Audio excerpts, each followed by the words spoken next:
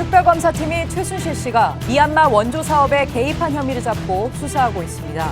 특검은 최 씨가 미얀마 한류타운 조성 사업 과정에서 유재경 대사의 임명에 관여한 정황을 포착하고 내일 유 대사를 참고인으로 불러 조사합니다.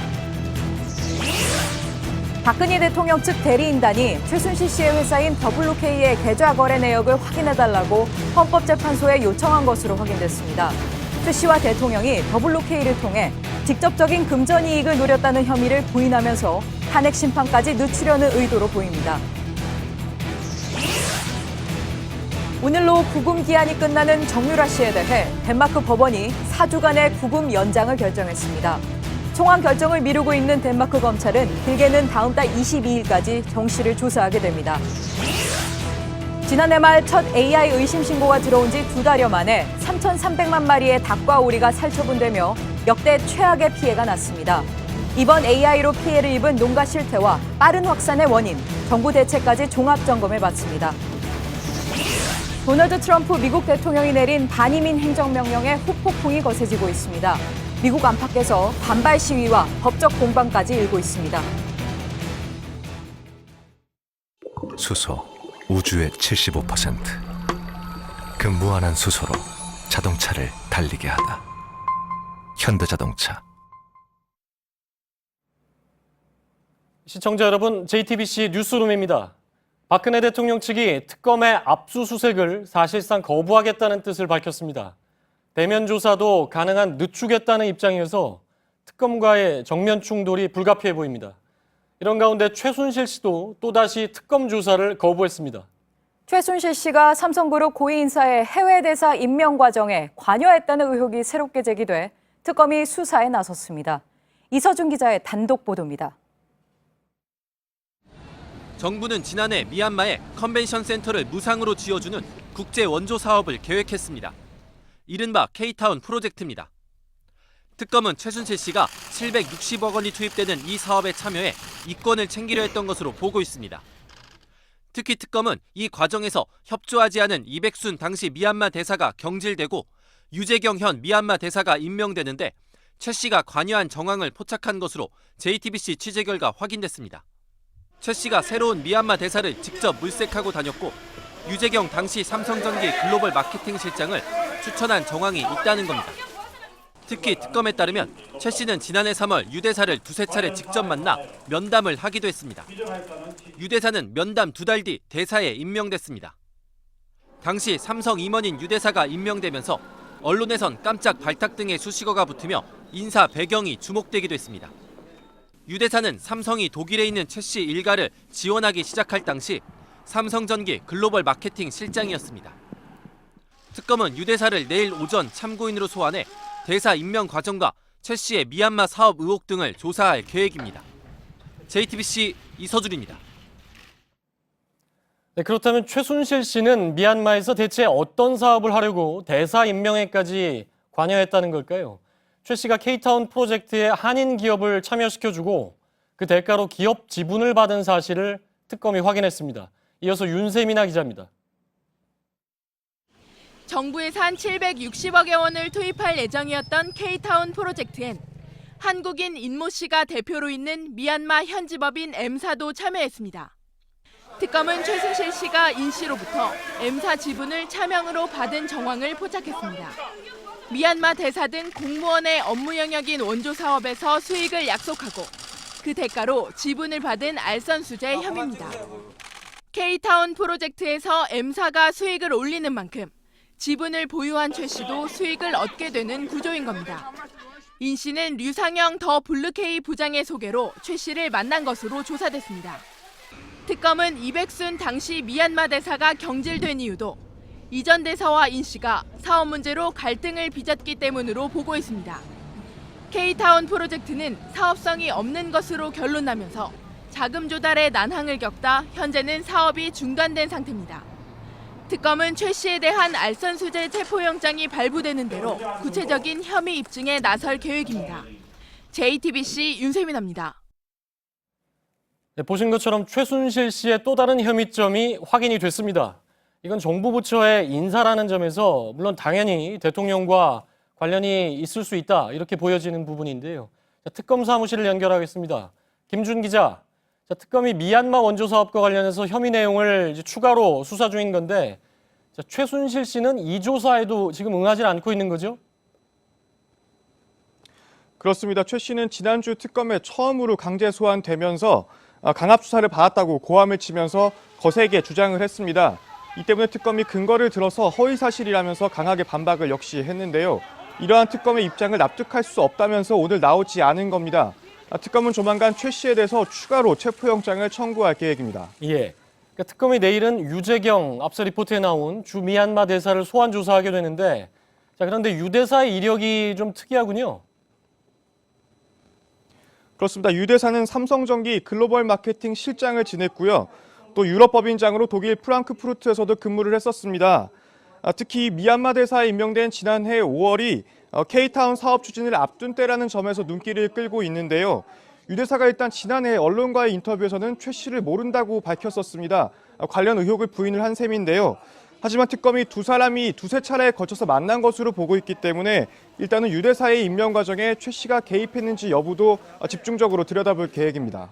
자, 이번 사건의 경우는 최순실 그리고 삼성 또 박근혜 대통령 이런 삼각고리가 다시 등장한다는 점에서 좀 의미가 있어 보이는데 일단 내일 소환 조사가 되면 구체적으로 이제 혐의가 계속해서 드러날 것으로 보이고요. 자, 최순실 씨가 그런데 외교관 인사에 개입했다는 의혹 미얀마뿐 아니라 이전에도 있었죠. 당시 베트남 호치민 총영사관의 김재천 영사가 폭로했던 내용인데요. 최 씨가 조카 장승호 씨의 베트남 사업을 돕기 위해서 박노한 총영사가 임명되는 과정에 개입했다는 내용이었습니다. 대사나 총영사의 임명권은 대통령과 외교부 장관에게만 있기 때문에 민간인인 최 씨가 박 대통령의 도움이 없었다면 외교 인사에 개입할 수 없었다 이런 지적이 나왔습니다. 이번 미얀마 의혹 관련 수사가 그래서 더욱 주목을 받고 있는 건데요. 대통령의 개입 여부가 밝혀질 경우에는 이번 탄핵 심판에도 큰 영향을 미칠 수밖에 없다 이런 분석이 나오고 있습니다. 예. 그러니까 만약에 특검이 의심하는 대로 이게 대통령까지 이른바 그러니까 최순실표 외교관 인사 여기에 개입을 했다면 이게 역시 중대한 사안이 아닐 수가 없는데 그런데 외교부뿐만 아니라 이제 여러 부처 인사에 최순실 씨가 개입한 사실은 이미 확인이 됐었지 않습니까? 그렇습니다. 최 씨의 인사 개입 의혹에 등장한 인물만 해도 숫자가 상당히 많은데요. 먼저 장시호 씨의 동계스포츠 영재센터 특혜 지원과 관련해서는 김종 전 문체부 차관과 김종덕 전 장관 등이 있고요. 또 미르재단들 문화 쪽으로는 차은택 전 창조경제추진단장과 송성각 한국콘텐츠진흥원장 등 숫자가 한둘이 아닙니다. 이 때문에 최 씨가 일단 돈이 될 만한 사업을 선정을 한 뒤에 박 대통령을 통해서 그 인선에 개입을 하는 방식으로 사업을 추진해온 것 아니냐 이런 의심이 반복해서 제기가 되고 있는 겁니다. 예. 그러니까 특검이 이제 박근혜 대통령 본인에 대한 수사 쪽으로 이제 방향을 완전히 설정한 상태인데 그 전에 우병우 전 민정수석 조사도 있을 거다. 이게 특검의 입장이지 않습니까? 그 부분은 어떻게 진행이 되고 있습니까? 네, 특검은 일단 오늘 문체부에서 이뤄진 좌천성 인사 의혹을 확인하기 위해서 문체부 관계자 일부를 참고인 신분으로 불러서 조사를 했습니다. 특히 좌천성 인사가 민정수석실에서 내려온 명단을 토대로 이루어졌다는 정황을 포착했기 때문에 우 전 수석의 부당 개입 여부를 집중적으로 물었습니다. 예. 지금까지 특검 사무실에서 김준 기자였습니다. 박근혜 대통령에 대한 탄핵 심판 그리고 특검 수사 내일부터 다시 본격적으로 시작이 됩니다.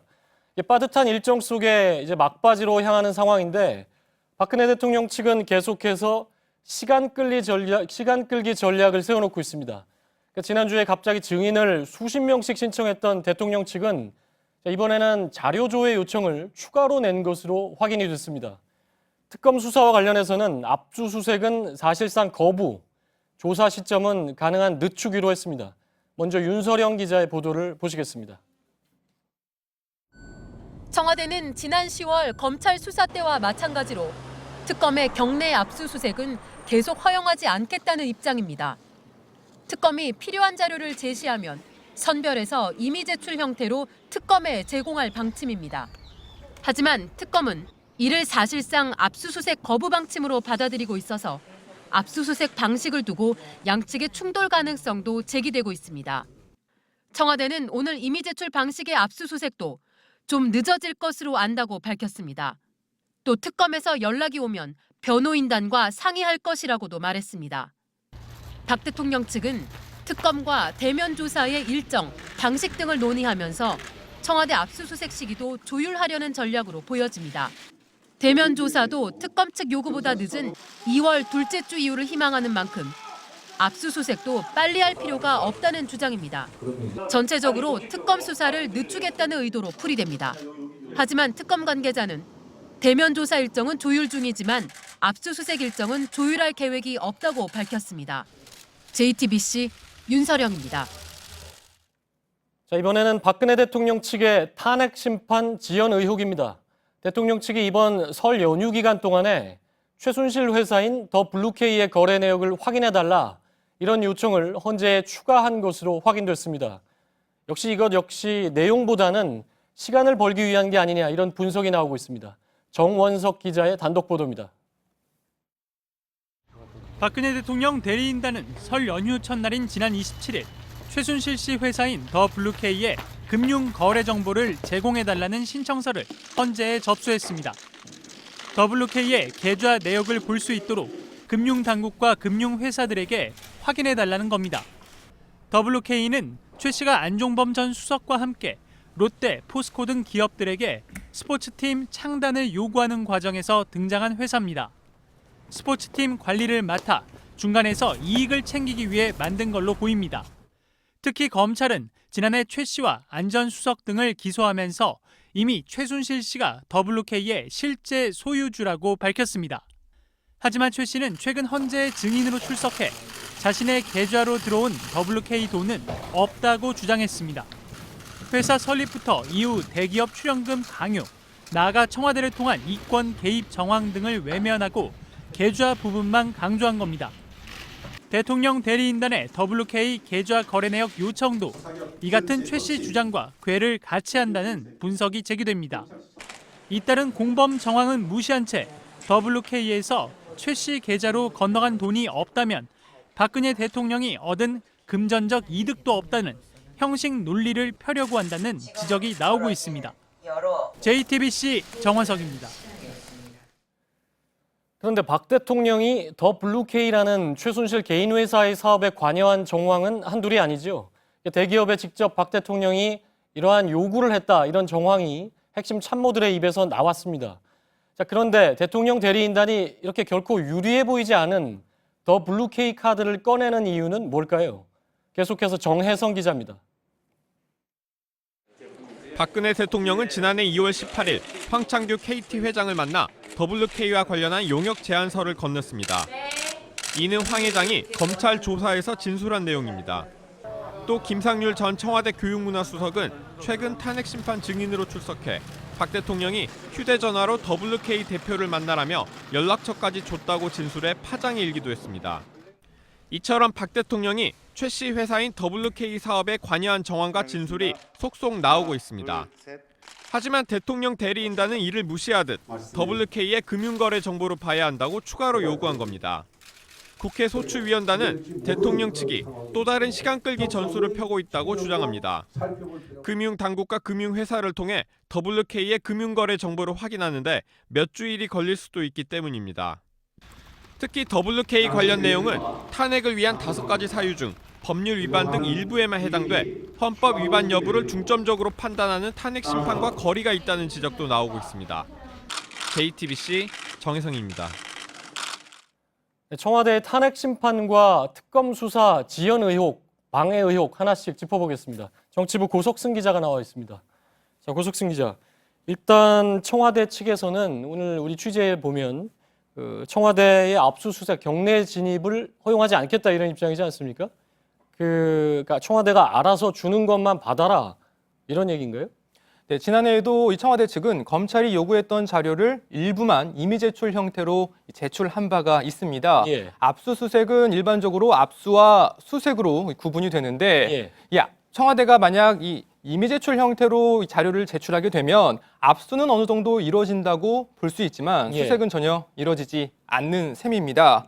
이 청와대 측이 만약 이런 식으로 이 제출을 하게 되면 실제로 이 수사 대상자가 임의로 자료를 제출하는 셈인데 과연 이게 도대체 무슨 의미가 있냐 이런 지적이 당장 나오고 있습니다. 그러니까 쉽게 말해서 임의 제출과 압수수색 이게 사실 법적 용어라서 좀 어려운데 압수수색은 영장을 들고 가서 직접 수사관이나 검사가 집행을 해오는 거고 들고 오는 거고 이미 제출은 이쪽에서 제출하는 대로 받아오는 거 아닙니까? 그러니까 특검하고 청와대 입장이 이렇게 충돌을 하는 상황인데 그럼 어떻게 됩니까? 말씀하신 대로 특검 측은 오늘 이 청와대 압수수색에 대해서 일반적인 압수수색 방법에 따르겠다 이렇게 말을 했습니다. 이미 제출은 수용할 수 없다 이런 거죠? 예, 맞습니다. 이메일 제출에 대해서는 허용하지 않겠다 이런 입장을 보인 것으로 해석이 되는데요. 이 양쪽 입장이 이렇게 다르기 때문에 이 청와대는 형법상 해석을 두고 경호실을 동원해서 압수수색을 막을 가능성이 있고 또 이 특검 측도 이 법원이 발부한 영장을 토대로 이 압수수색에 나설 것이기 때문에 이렇게 양측 입장이 계속 충돌을 빚다 보면 결국 물리적 충돌 가능성도 완전히 배제할 수는 없는 게 아니냐 이런 해석도 나오고 있습니다. 그러니까 압수수색을 하는 방식이 굉장히 큰 차이인데 거기서 이제 이견이 있는 거고 시기도 미뤄달라는 게 청와대 입장이죠? 네, 청와대 관계자의 말인데요. 하지만 이 특검 측은 압수수색의 특성상 이 사전 조율은 있을 수 없다는 입장이어서 실제로 이 조율이 이뤄질 것이라기보다는 이 청와대 측이 특검 측을 향해서 내놓은 입장 표명 정도로 해석을 할 수 있을 것 같습니다. 즉, 이 청와대 특성상 이 압수수색에는 청와대의 이 협조가 중요한데 만약 압수수색 시기를 늦춰주게 된다면 이 청와대가 압수수색에 협조할 수도 있다. 이런 입장을 내놓은 것으로 보입니다.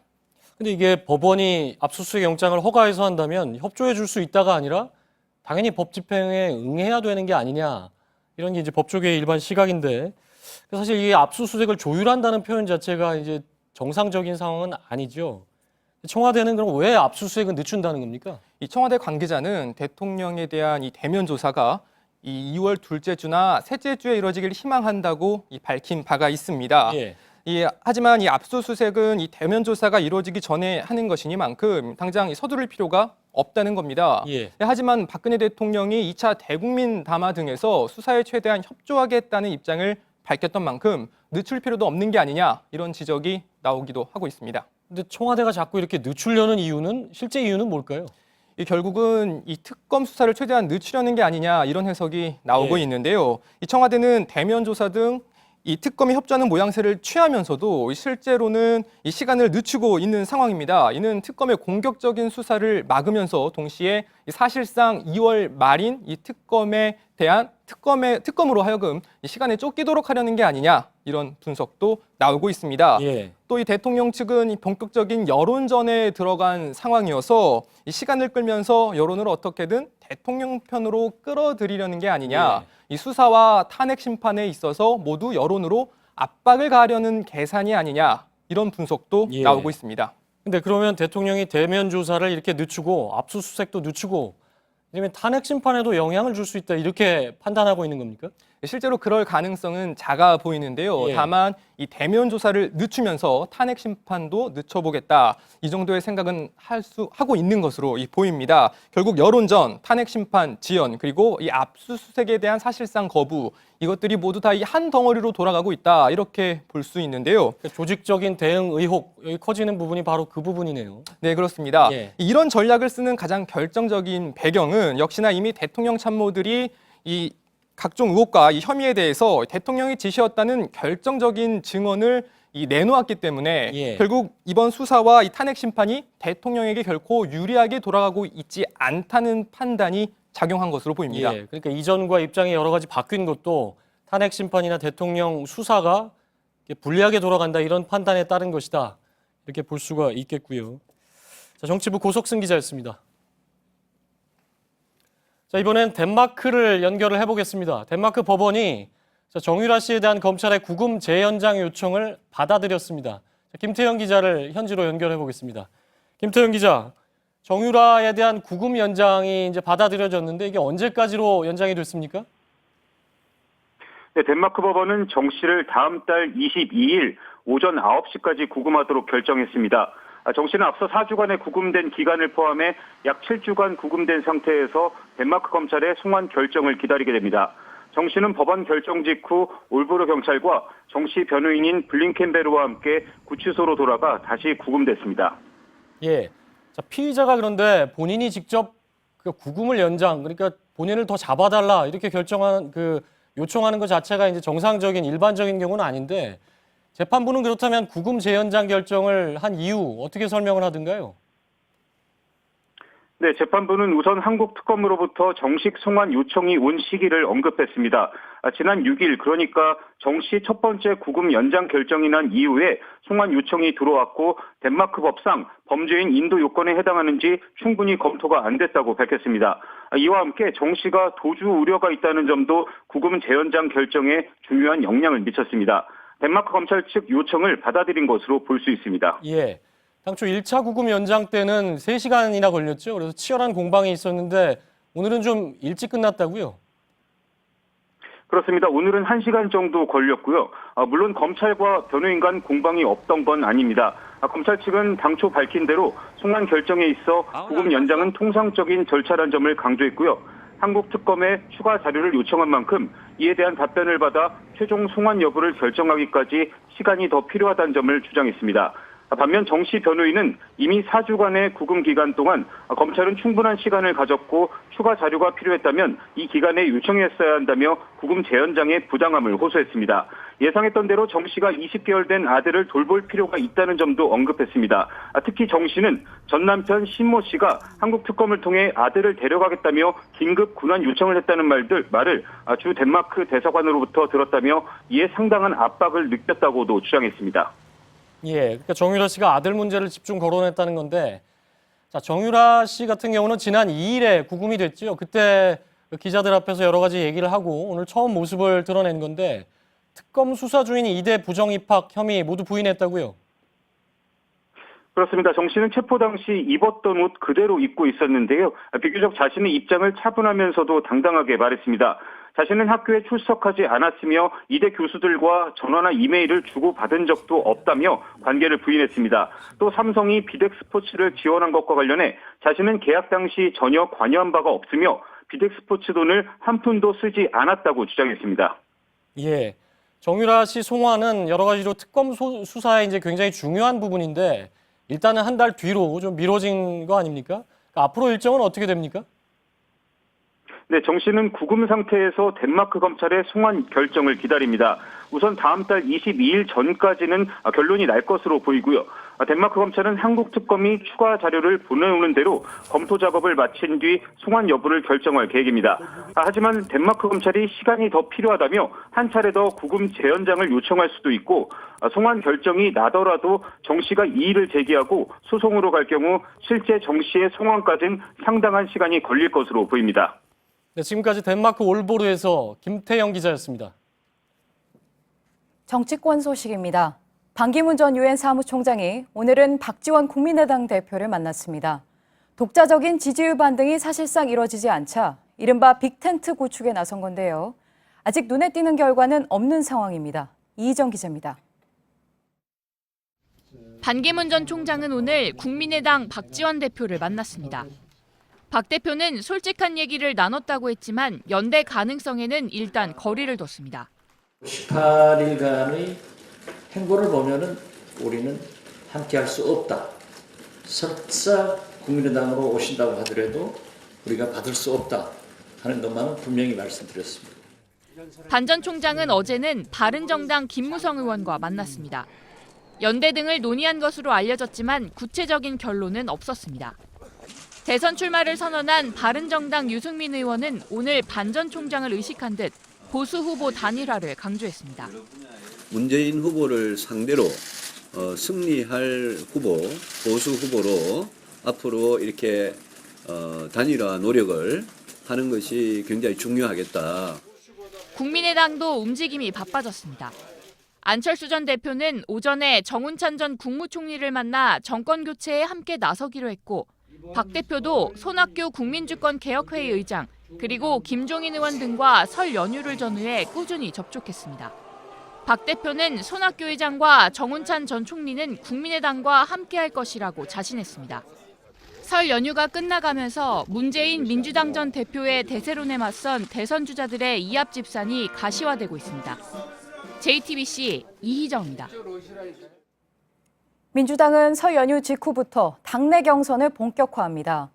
과반수를 얻지 못하면 1, 2위가 재대결하는 결선 투표를 거쳐야 합니다. 이재명 성남시장과 안희정 충남지사가 경선 2위 자리를 두고 지지 세력 모으기에 나섰습니다. 문재인 전 대표는 외연을 중도로 넓혀 대세론을 몰아가겠다는 의지를 보이고 있습니다. 김혜미 기자입니다. 민주당은 다음 주부터 1차 선거인단 모집을 시작합니다. 대통령 탄핵이 결정된 뒤에는 추가로 선거인단을 뽑습니다. 경선을 통해 이르면 3월 안에 대선 후보를 확정하겠다는 계획입니다. 눈길을 끄는 건 2위 싸움입니다.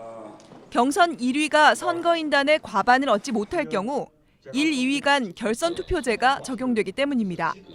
탄핵 정국에서는 이재명 성남시장의 지지율이 많이 앞서 있었지만 최근에는 안희정 충남지사가 오차 범위 안으로 들어왔습니다.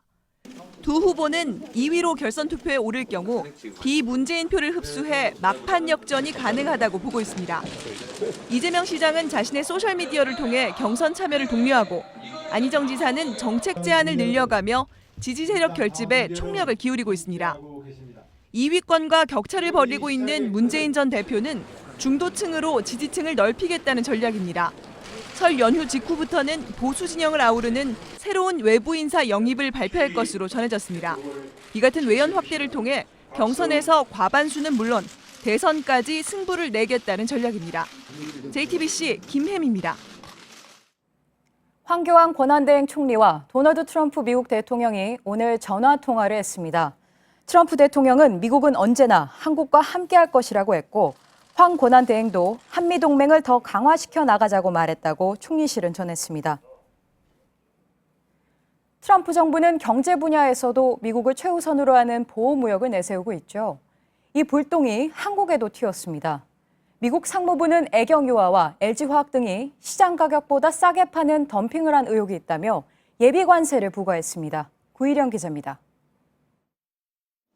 트럼프 정부의 보호무역 철퇴를 처음 맞은 한국 제품은 플라스틱을 만들 때 쓰는 화학물질인 가소제입니다.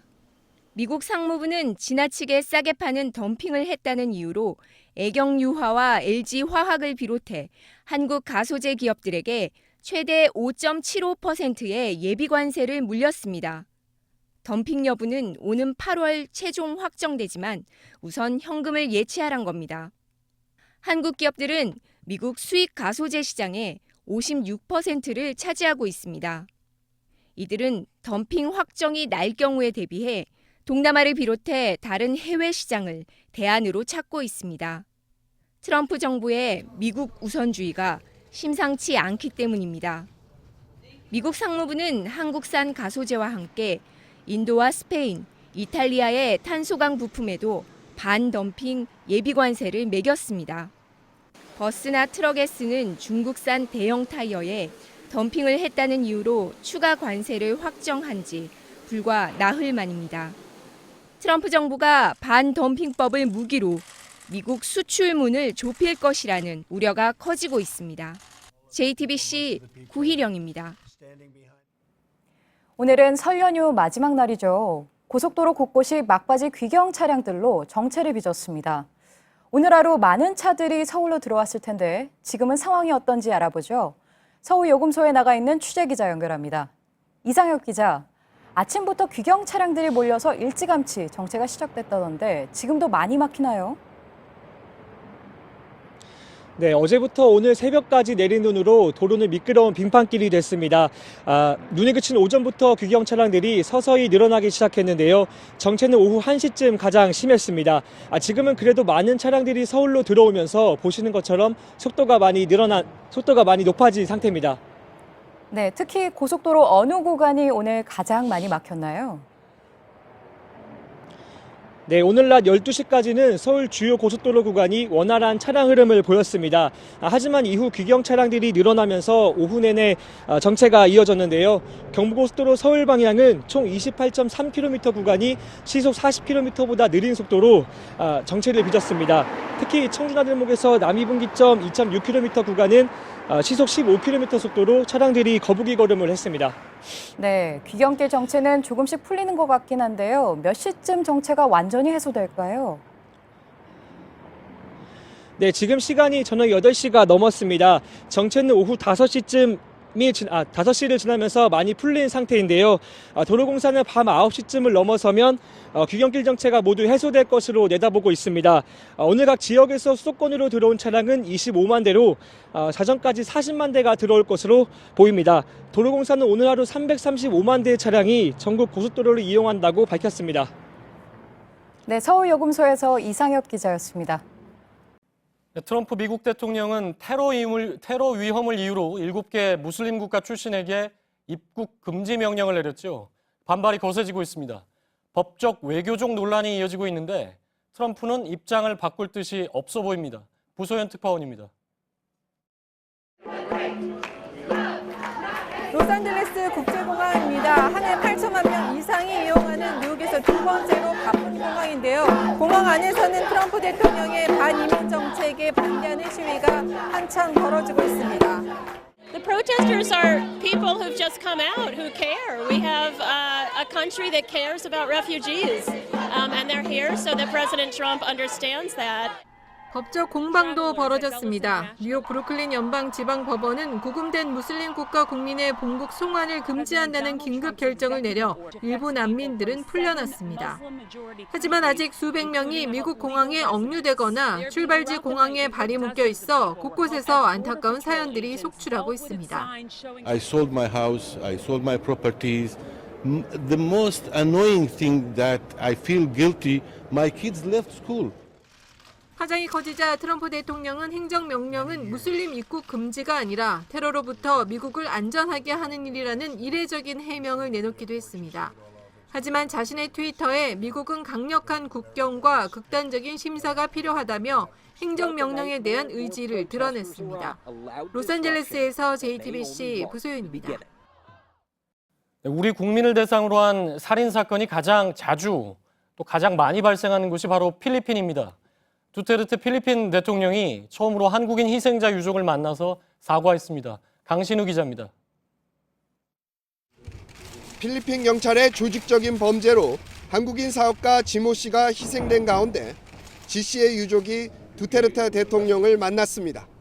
유족 측은 살인이 공권력에 의해 벌어진 만큼 필리핀 정부의 보상과 한국인 대상 범죄를 막을 대책을 마련해달라고 요청했습니다. 이에 대해 두테르테는 유족 측의 요구를 적극 수용하겠다고 말했습니다. 두테르테는 이에 앞서 기자회견을 열고 지씨 사건으로 당혹스러웠다면서 기존의 경찰 마약 단속 조직을 해체하는 방안 등 쇄신책을 마련할 것을 경찰청에 지시했다고 밝혔습니다. Something has to be corrected severely. Let me reorganize the system. 지 씨는 마약 단속을 빙자한 필리핀 경찰관들에게 납치돼 경찰청 청사에서 살해됐습니다. 필리핀 인권단체, 정치권과 한인회는 지 씨가 두테르테의 무자비한 마약 단속으로 희생된 첫 한국인이라며 비판의 목소리를 높였습니다. 필리핀은 영장이나 재판 없이도 마약 용의자를 경찰관이 직결 처분할 수 있도록 권한을 주고 있습니다.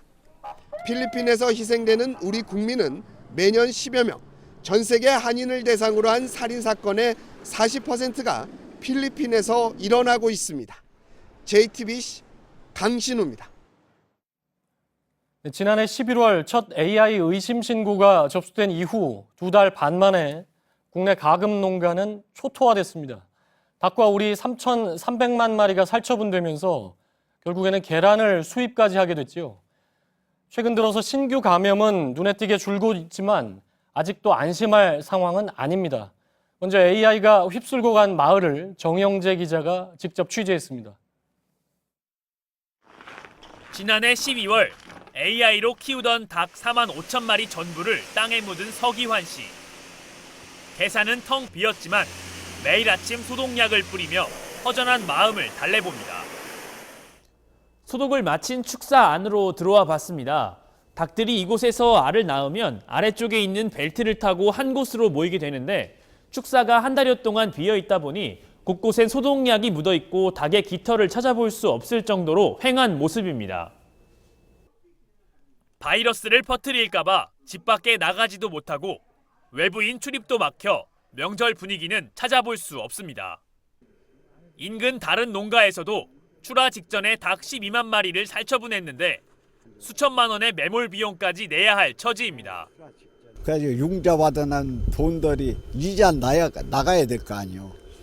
그거 뭐 하나 어떻게 하란 말이야. 하나지. 그렇다가 이자에 대해서 탕감해 주는 것도 없고. 밀집 사육을 하는 산란계 단지는 더 심각합니다. 농가들이 몰려 있다 보니 해마다 감염 농가가 나오고 살처분도 되풀이됩니다. 제 뒤로 보이는 것이 살처분된 닭들을 묻어놓은 매몰통입니다. 단지 내에 있는 모든 닭들이 땅에 묻히다 보니 이렇게 입구에 있는 가축 방역 초소는 운영을 멈춘 상태입니다. 산란계를 낳을 어미닭이 절반으로 줄어 병아리마저 부족한데 어렵게 계약한 병아리까지 뺏기고 있습니다.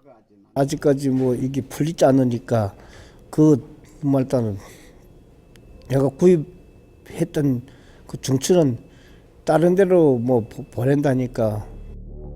사상 최대 피해를 낸 이번 AI의 여파로 가금 산업의 기반이 무너지고 있습니다.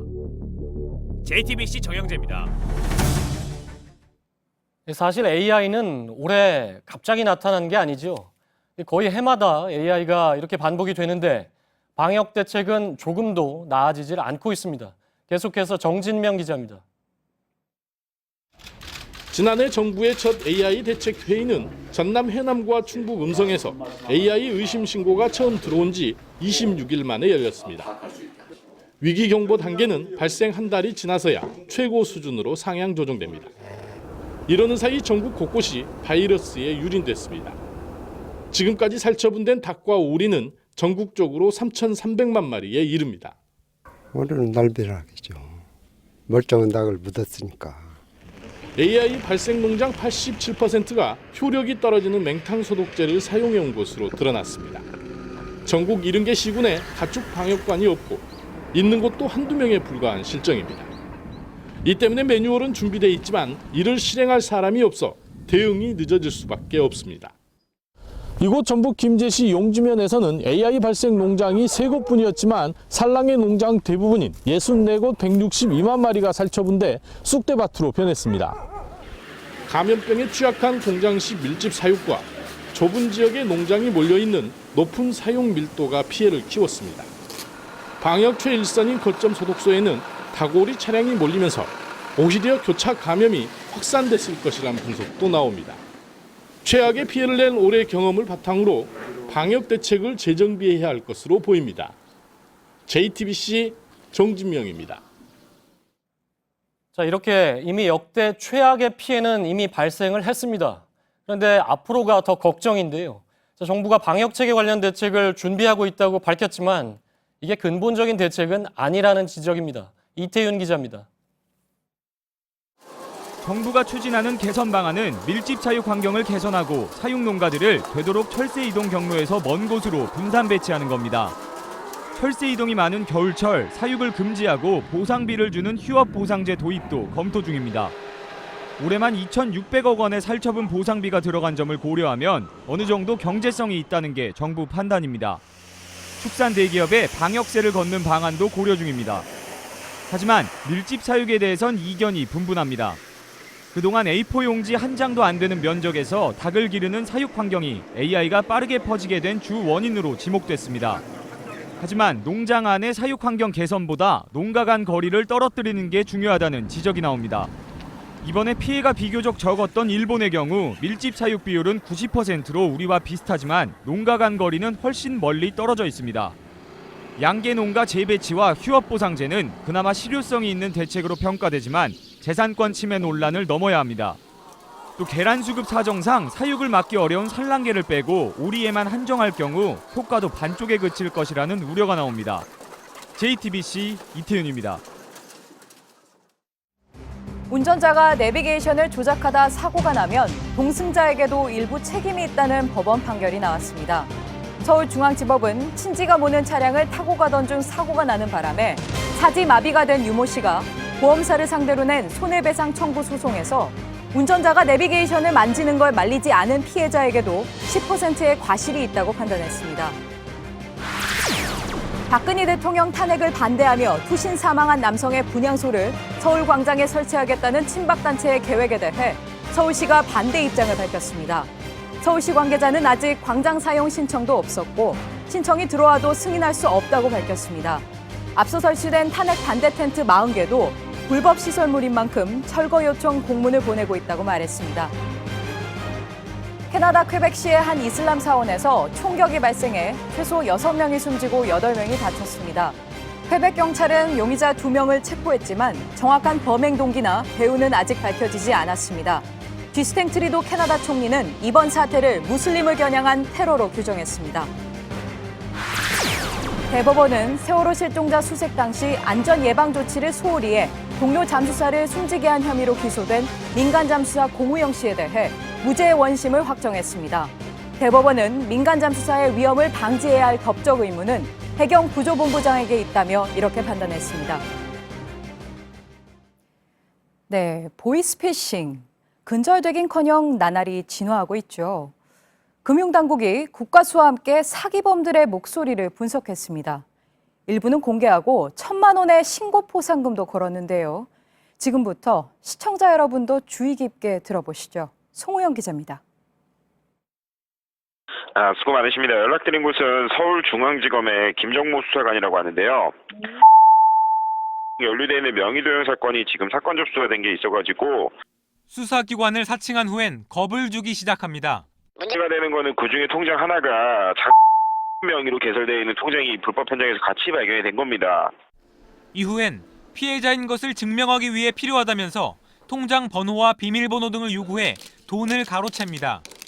최근엔 낯익은 사이트를 거론하며 피해자를 속이기도 합니다. 네이버의 중고나라 사이트 아시죠? 네.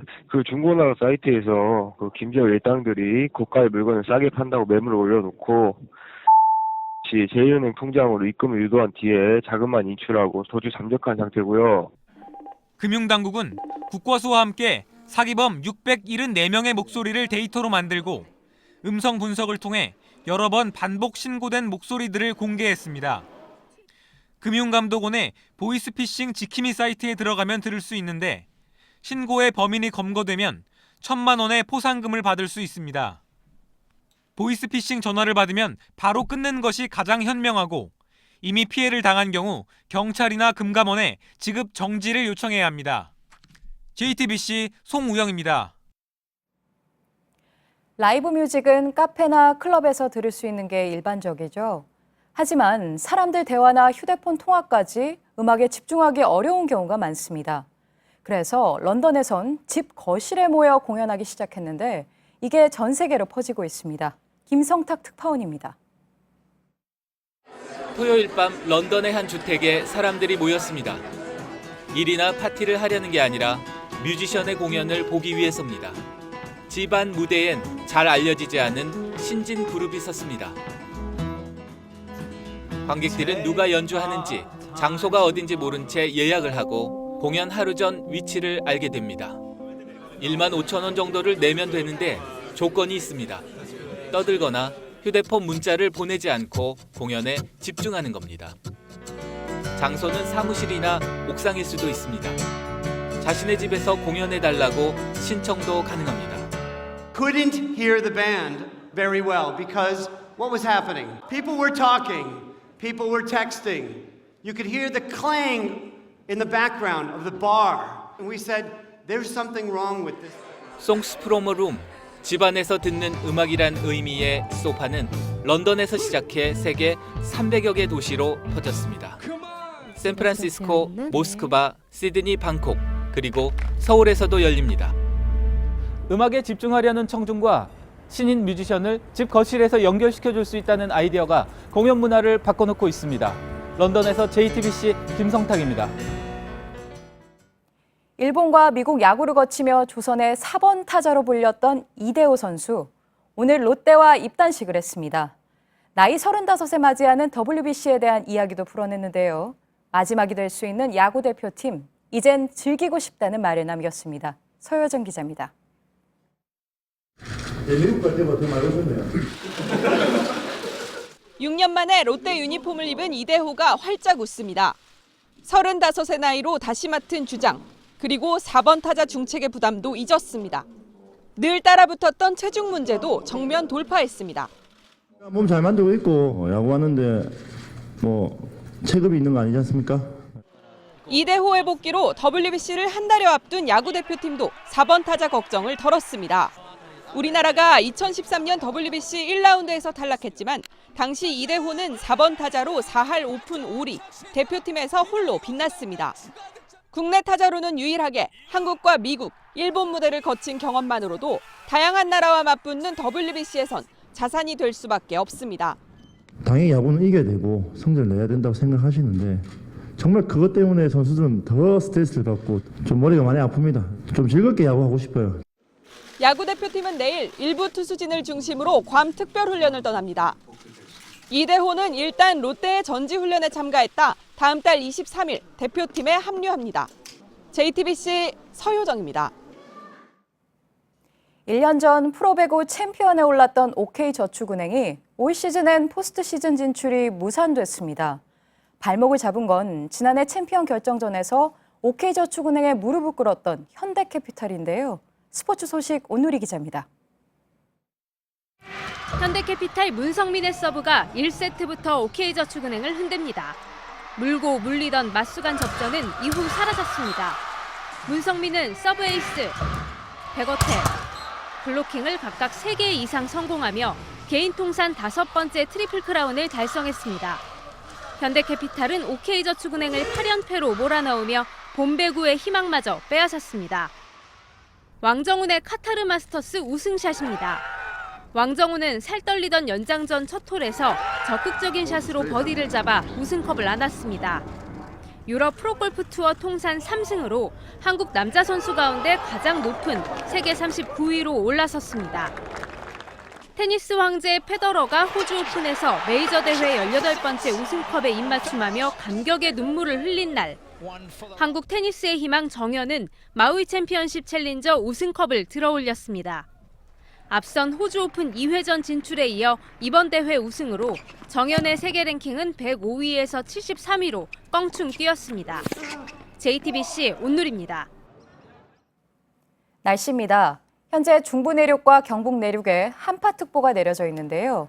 내일 아침 기온이 서울 영하 11도, 부산 영하 2도 등으로 오늘보다 4도에서 6도가량 떨어지겠습니다. 강원 영동과 경북 동해안에는 오늘 밤까지 최대 10cm의 눈이 더 내리겠습니다. JTBC 뉴스룸을 마치겠습니다. 시청해주신 여러분 고맙습니다.